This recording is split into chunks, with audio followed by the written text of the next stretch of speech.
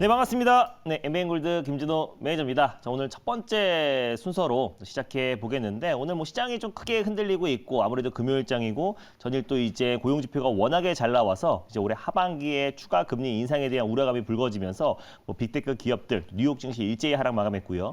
국내 증시까지 전일에 이어서 좀 큰 흔들림이 있다 보니까 금요일장 좀 힘든 시장이 좀 이어지고 있는데 사실상 지금 시장에서는 오늘 우크라이나 재건 관련 종목들이 좀 큰 폭으로 좀 반등 흐름이 나와주고 있고요. 뭐 개별 섹터. 자, 예전부터 이제 우크라이나 재건 같은 경우는 시장과는 다소 좀 무관하게 움직일 수 있다라고 좀 말씀을 드렸었는데 오늘 같은 경우는 우크라이나 재건 쪽에만 좀 수급이 집중되고 있고 매일매일 시장의 어떤 주인공 같은 섹터들에만 수급이 집중되고 있는 종목 강세장이 좀 이어지고 있는 상태입니다. 삼성전자가 지금 거의 3, 4거래일 동안에 거의 마이너스 5% 이상의 좀 급락이 나와주고 있고 오늘만 2% 이상의 하락이 나와주면서 오늘 반도체 섹터에 어떤 좀 투매가 나와주고 있다는 점이 이틀 연속 지금 강하게 나와주고 있잖아요. 그래서 웬만한 반도체 소부장 관련 종목들이 최근 2, 3거래일 안에 거의 10% 이상의 하락이 나와주고 있는 시장이다 보니까 시장 전반적인 투심이 좀 악화되어 있는 상태다라고 보시면 될 것 같습니다. 근데 우크라이나 재건은 예전부터 제가 말씀드렸었지만 이게 작년 12월 기준으로 우크라이나 정부 추산으로 거의 지금 다시 한번 재건 사업이 1,200조 이상이 될 것이다라고 했는데요. 그 이후로 지금 7개월이 흐른 시점이잖아요. 그래서 여전히 우크라이나 전쟁, 또 러우 전쟁은 계속 발발되고 있는 상태임에도 불구하고 우크라이나 재건 관련 종목들이 시장에서 강한 움직임이 보여주고 있고요. 빠르면 올해 하반기에 우크라이나 전쟁이 마무리된다고 했을 때, 휴전이나 종전을 통해서 마무리된다고 했을 때 재건 관련 종목들은 시장과는 좀 상관계수가 낮고 또 이제 폭발적인 시세가 다시 한번 분출될 수 있다고 보고 있습니다. 오늘은 통신 또 전력 관련 종목들이 좀 강하게 움직이고 있는 시장이다 보니까 우리가 우크라이나 재건 쪽은 시장과 좀 무관하게 또 개별 섹터로 포트에 좀 담을 필요가 있다고 보고 있습니다. 그 전에 리뷰를 좀 먼저 해보면요. 텔레칩스라는 종목을 좀 리뷰를 해볼게요. 텔레칩스는 바로 전일 제가 이제 소개를 해드렸던 종목이고 실적으로 현대공업이 목표가를 돌파하고 나서 이제 텔레칩스를 후속주로 말씀을 드렸습니다. 결국 자동차 부품 관련 종목들은 뭐 성화이텍, 뭐 서현이와 뭐 화신 같은 종목들이 다 신고가 랠리가 나와주고 있어서 신규 진입을 하기에는 다소 부담스러운 위치인 게 사실이기 때문에 현대차의 어떤 매출 비중이 크고 또 현대차가 지금 최근에 강력하게 추진하고 있는 신사업 관련 종목들을 관심 있게 봐야 된다. 텔레칩스 같은 경우는 차량용 반도체의 대표적인 기업이기도 한데요. 실적으로 그 매출 비중이 70에서 80%가 현대차가 차지하고 있고 또 AVN 뿐만 아니라 뭐 운전자 첨단 보조 시스템인 ADAS 또 HUD 관련해서 현대차의 반도체 칩을 공급하고 있는 기업이다. 뿐만 아니라 자체적으로 독자적으로 그 32나노미터급 MCU 칩을 개발하기도 했는데 또 삼성전자와 또 시범 생산을 했던 기업이라 삼성과 현대 간의 전장 사업 협업이 이어가면 이어갈수록 텔레칩스가 직간접적으로 수혜를 받을 수밖에 없고 마찬가지로 텔레칩스도 현대차의 어떤 매출 성장에 힘입어서 직접적으로 수혜를 받을 수밖에 없는 기업이다 보니까 상대적으로 못 갔고요. 또 반도체 업황이 최근에 HBM 또 챗 GPT의 그 트래픽 사용량이 감소했다는 소식이 나와주면서 HBM 관련 종목들이 조정 흐름이 나와주고 있는데 차량용 반도체는 조금 더 이제 열애잖아요. 사실 반도체 섹터 안에서도 차량용 반도체의 어떤 성장세가 가장 큰 고성장 산업이라고 말씀드렸었고 충분히 시세가 분출될 수 있다. 그래서 오늘 같은 시장에서도 불구하고 7.50%까지 반등이 나와줬다가 시장이 워낙에 흔들리다 보니까 그 상승폭을 그대로 고스란히 반납하긴 했지만 이번 달 안에 또 그리고 또 중기적으로 충분히 추가적인 시세가 분출될 수 있다라고 보고 있습니다. 그래서 현대공업 후속주로 텔레칩스라는 종목을 가져왔고요. 또 HBM 관련해서는 제가 이제 마이크로 투나노라는 종목을 말씀드렸어요. 그래서 마이크로 투나노 같은 경우는 실질적으로 오늘 다른 반도체 관련 종목들 대비해서 아직까지 상승폭이 좀 제한적인 종목이다. 그리고 또 사실상 다른 종목들은 웬만한 게 지금 3일 동안 거의 10% 이상의 하락이 나와줌에도 불구하고 사실 마이크로투나노는 굉장히 안정적인 모습을 보여주고 있고요. 그리고 앞으로 추가적인 시세가 충분히 기대가 되는 종목이다라고 보고 있고 마이크로투나노뿐만 아니라 이루다라는 종목도 말씀드렸죠. 최근에 제가 이제 실적주 중심으로 이제 말씀을 드렸었는데 피부 미용 의료 기기 시장은 앞으로도의 어떤 하반기의 실적이 더욱더 기대된다고 말씀드렸고 시장 여파로 어제 오늘 좀 쉬어가는 흐름 보여줬고 전일 조금 아쉬웠던 게 목표가 언저리까지 좀 상승해 놔뒀다가 시장 여파로 좀 차익 매물이 출회되긴 했지만요. 피부 미용 의료 기기 관련해서 가장 시총이 낮고 또 그리고 다시 한번 피부 미용 의료 기기 시장이 들썩거렸을 때 이루다가 그 상승을 충분히 견인할 수 있다. 그래서 피부 미용 쪽에 어떤 상승할 수 있고 주도주가 될 수 있는 모든 조건을 다 갖춘 기업이라고 말씀드렸고요. 또 올해부터 또 브라질 내의 어떤 매출도 충분히 기대가 되는 거기 때문에 피부 미용 의료기기 시장의 업계 1위인 미국과 또 2등인 브라질 시장에 이루다가 진출한 만큼 앞으로의 어떤 실적 성장에 대한 기대감도 굉장히 높아질 수밖에 없다라고 보고 있습니다. 그래서 이루다도 어제 오늘 조정이 나준 거는 뭐 시장 여파다라고 보시면 될 것 같고요. 대체적으로 종목들이 시장 하락 대비 굉장히 좀 견고한 모습을 보여주고 있다라고 보시면 될 것 같습니다. 그럼 오늘은 시장과 상관계수가 좀 낮고 또 개별적인 이슈로 좀 강력하게 올라갈 수 있는 우크라이나 재건 관련 종목 한 종목을 말씀드리도록 하겠고요. 매수가부터 먼저 말씀을 드리도록 하겠습니다. 3,715원에 삼부통원이라는 종목을 오늘 탑픽 종목으로 말씀드리도록 하겠고요. 1차는 5%로 잡고 대응하도록 하겠습니다. 그래서 삼부통원 같은 경우는 우크라이나 재건 관련해서 가장 대표가 되는 종목이라 보시면 될 것 같고요.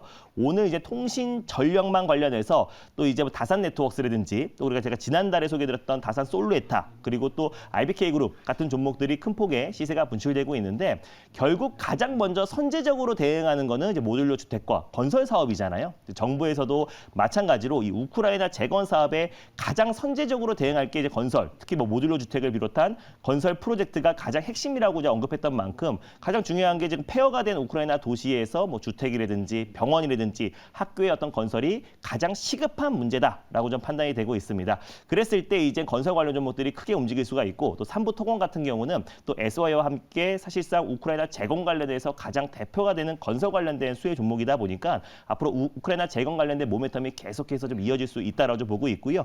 관련해서 핵심 수혜주라 판단돼서 오늘 탑픽 종목을 가져왔습니다. 뉴스를 보면서 조금 더 자세하게 말씀드리도록 하겠습니다. 삼부토건은 지금 업력이 굉장히 오래된 기업이라 보시면 될 것 같아요. 실적으로 지금 업력이 벌써 올해가 76년째 토목 시공을 비롯해서 뭐 건축부터 시작해서 뭐 주택, 플랜트 관련된 건설 사업을 꾸준하게 이어가고 있는 기업이라 보시면 될 것 같아요. 근데 오늘 우크라이나 재건 관련 종목들이 큰 폭으로 올라간 이유가 윤석열 대통령이 이제 나토 회의에 정상회의에 참석을 해서요. 관련된 핵심 키워드가 이제 우크라이나 재건이잖아요.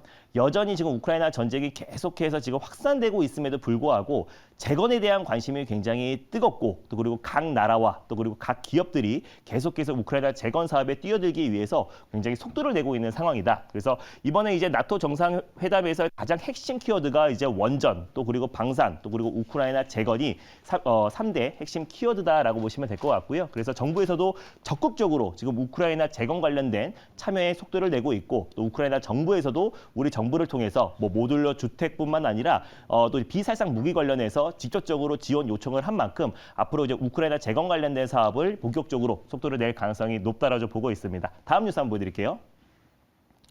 네, 실질적으로 지금 이제 미국이 우크라이나에 무차별 살상 무기인 집속탄을 공급했다라는 소식이 나와졌습니다. 이거는 러시아가 이제 우크라이나 민간인을 겨냥해서 사용해가지고요. 국제사회에서 굉장히 비난을 받았던 무기인데 미국이 우크라이나에게 이 집속탄을 공급하겠다는 소식이 나와졌다는 거는 지금 이제 러시아 우크라이나 또 우크라이나 러시아 전쟁이 계속 지금 확산되고 있는 분위기잖아요. 벌써 지금 1년이 넘었고 1년 6개월 가까이 지금 이어지고 있는 상황인데도 불구하고 여전히 근데 그럼에도 불구하고 우크라이나 재건 관련 종목들이 조정이 안 나와지고 오히려 큰 폭의 시세가 분출되고 있다는 거는 웬만한 악재에는 굉장히 둔감해진 상태다. 그래서 지금 현재 우크라이나 전쟁이 더 확산되든 말든 간에 결국 우크라이나 재건 쪽의 시장의 관심은 훨씬 더 크고 그 악재는 시장의 글로벌 증시의 상당 부분 녹아져 있는 상태이다 보니까 우리가 지금부터는 우크라이나 재건 쪽에 관심을 갖고 또 지난번에 그 러시아 내부에서도 어느 정도 쿠데타가 일어났고 난 상태라 어떤 내부적인 어떤 부분들과 또 그리고 실질적으로 이 전쟁을 계속해서 푸틴이 장기화시키기에는 다소 어려운 부분들이 많다. 그러니까 올해 하반기에는 많은 전쟁 전문가들이 전쟁이 드디어 마무리될 수 있다라는 해석들이 굉장히 많이 나와주고 있는 부분이다 보니까 우크라이나 전쟁이 휴전이라든지 종전이 된다고 했을 때는 우크라이나 재건 관련 종목들이 예전의 경협주의 어떤 상승만큼 큰 폭의 시세가 분출될 가능성이 높다고 보고 있습니다. 다음 뉴스 한번 보여드릴게요.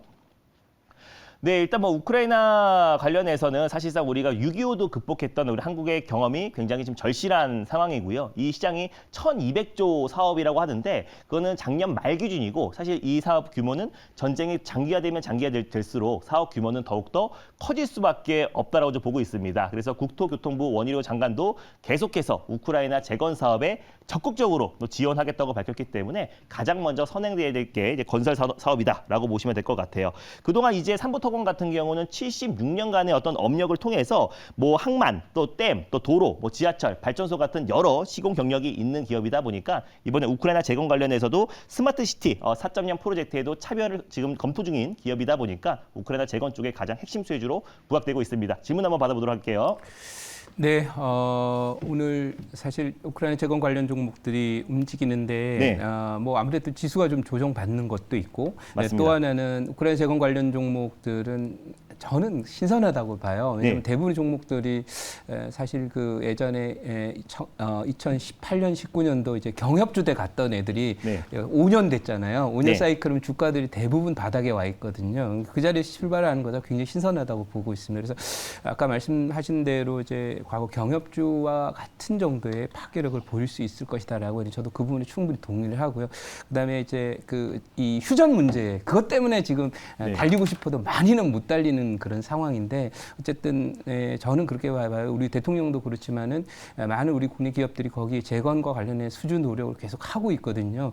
그래서 뭔가 이제 연기가 솔솔 피어나고 있는 그런 네. 모습이 아니냐 싶어서 결국 종전 시기 뭐 이런 부분에 관련된 얘기인데 아까 뭐 연말이나 하반기에 네. 좀 그렇게 되지 않겠나라고 봤는데 뭐 그거와 관련된 뭐 저희들이 아직 잘 모르거나 최근에 나온 네. 소식이 있으면 더 추가적인 얘기 있으면은 말씀 좀 부탁드릴게요. 네. 네, 지금 러시아 안에서 지난번에 이제 내부적인 어떤 쿠데타가 일어났었잖아요. 네. 근데 앞으로 추가적인 쿠데타가 일어날 수 있다라는 게 지금 러시아 내부의 어떤 해석이고 또 실질적으로 올해 하반기 안에는 이게 사실 전쟁을 치르는 데 있어서 막대한 자금이 투입이 되고 또 그리고 푸틴 같은 경우도 어떤 이제 리더십에 어느 정도 좀 그 스크래치가 난 상태이다 보니까 실질적으로 이제 계속해서 이 전쟁을 끌고 가기에는 좀 정치적 리스크가 좀 불거지고 있는 상태다라고 보고 있어요. 그래서 상당 시간 오래 시간이 걸렸고 또 우크라이나 쪽에서도 올해 하반기 정도에는 전쟁이 좀 마무리될 수 있다. 근데 어느 정도 일부 지역을 좀 탈환해야겠다라는 어떤 근거를 제시하긴 했지만은 그래도 올해 하반기 정도는 전쟁이 좀 마무리되거나 근데 그 전에 주식시장은 항상 6개월 먼저 움직이기 때문에 우크라이나 재건 먼저 움직이고 있다라고 보고 있습니다. 그중에 중심이 될 수 있는 게 삼부토건이고요.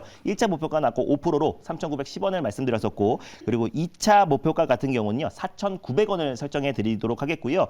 손절가는요. 네, 3,170원을 설정해 드리도록 하겠습니다.